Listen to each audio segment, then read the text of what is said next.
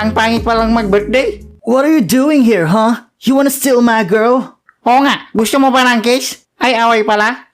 Guys, please, ayoko ng gulo. Douglas, Joaquin, behave. Yes, ma'am.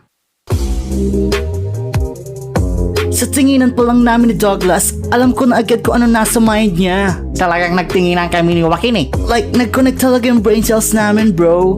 Isa lang talaga yung nasa isip ko. At isa lang ang nasa isip namin. We're gonna destroy this den. Yeah, that's what we do. Ang laki talaga ng ilong niya, no?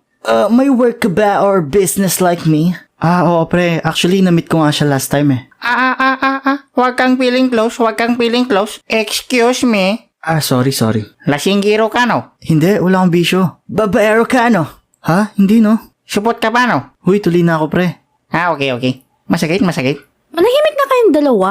Ano ba naman kasi bre? May karibal na nga akong pango, nagdagdag ka pa ng tokmol. Hindi, masakit lang kasi yung nakam ko. Birthday ko pa naman ngayon, tapos dalawa na pala yung kagaw ko kayo, bre.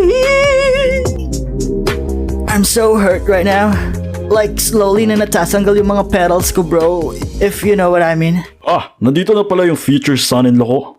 Mamasitas ako yun, di ba? Tumahimik ka nga dyan, boy baho. Ay, sige.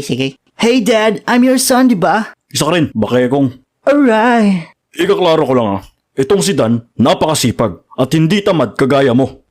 Mamasitas, hindi naman ako tamad. Ayoko lang magtrabaho. Ha? Shut up. Tsaka itong batang to, walang bisyo.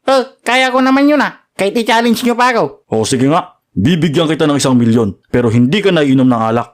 Sige. Anong tingin mo sa akin? Kayang-kaya kong mabuhay ng walang 1 milyon? What about me, Dad? Akala ko ako ang gusto nyo. Ayoko sa pangit. Alright. I feel so sorry sa kanila. Ayoko talaga sila mag-away-away eh. Hindi ko rin sila mapigilan manligaw sa akin. Naawa lang talaga ako sa kanila.